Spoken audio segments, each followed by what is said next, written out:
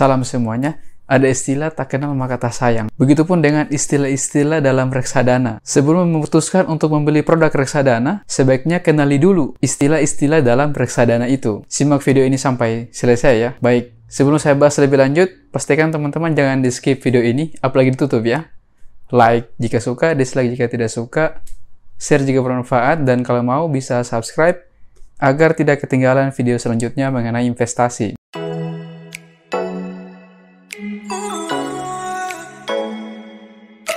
Mungkin teman-teman sudah tahu apa itu reksadana, namun bagaimana dengan istilah-istilah dalam reksadana itu sendiri? Baik, pertama adalah manajer investasi. Manajer investasi merupakan pihak yang mengelola dana investor melalui portofolio efek. Manajer investasi ini bisa berbentuk perorangan atau sebuah badan perusahaan. Tugas dari manajer investasi adalah menginvestasikan dana investor ke berbagai macam produk instrumen investasi, seperti pasar uang, obligasi atau utang negara, saham, dan juga campuran. Kustodian adalah bank yang memberikan jasa penitipan efek dan harta lain yang berkaitan dengan efek tersebut. Dalam artian lain, fungsi utama dari bank ini adalah sebagai pengawas dan juga penjaga aset-aset reksadana. Bank kustodian mewakili pemegang rekening dan mengelola transaksi efek, mencakup dan mencatat kegiatan yang berkaitan dengan manajer investasi dan investor. Lanjut, unit penyertaan. Ketika membeli sebuah reksadana, maka investor akan mendapatkan unit penyertaan dari manajer investasi. Nah, unit penyertaan ini merupakan satuan yang menunjukkan kepemilikan teman-teman di dalam reksadana tersebut, sesuai dengan portofolio efek yang disimpan oleh bank kustodian. Lanjut adalah nilai asset value atau NAV biasa disebut, adalah nilai pasar reksadana saat ini. Bisa dibilang harga bersih suatu reksadana. Harganya berubah-ubah setiap hari. Oleh karena itu, teman-teman bisa mendapatkan keuntungan dari kenaikan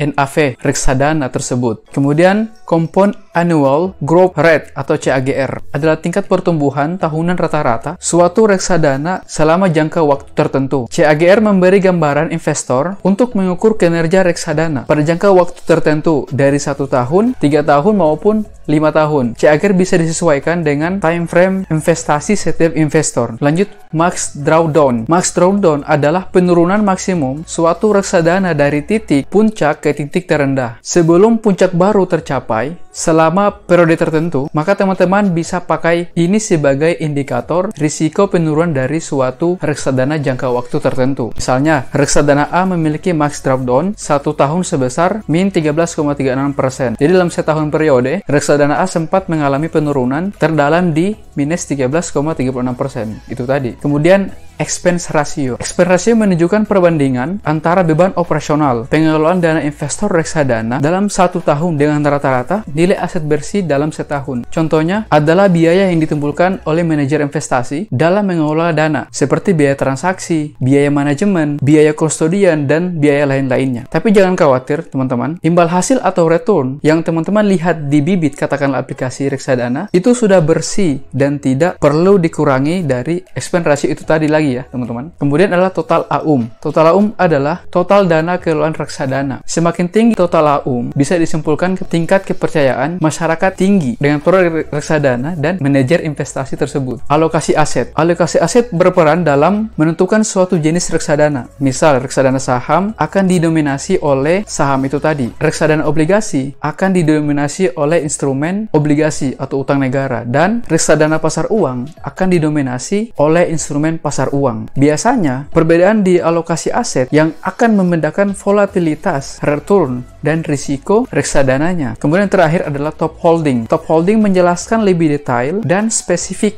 mengenai instrumen yang diinvestasikan. Misalnya dalam reksadana saham A memiliki top holding saham BBCA, ASI, kemudian BBRI, Telkom, dan lain sebagainya. Ini berarti pergerakan NAV atau nilai reksadana itu akan dipengaruhi oleh harga saham top holding itu tadi. Jadi teman-teman bisa lihat top holdings ini dibuat melihat apakah teman-teman nyaman dengan keamanan dan prospek saham tersebut. Oke, jadi teman-teman hari ini nuansanya agak berbeda karena saya sekarang ada di Jakarta lagi mengikuti kegiatan BIMTEK atau bimbingan teknis untuk salah satu atau sertifikasi diklat keterampilan kepelautan di bagian kemaritiman. Jadi mungkin backgroundnya agak sedikit berbeda dari video-video saya sebelumnya. Ini bukan liburan, tapi ini adalah kesempatan atau momen tertentu untuk bisa saya membuat video mengenai istilah-istilah dalam reksadana tersebut ini. Semoga teman-teman bisa paham dan bisa mengikuti, dan selamat bergabung juga dengan teman-teman yang baru mensupport channel pribadi saya yang membahas tentang investasi. Kita sama-sama memulai dan sama-sama untuk menuju kebebasan finansial di hari tua. Amin. Demikian teman-teman. Assalamualaikum warahmatullahi wabarakatuh.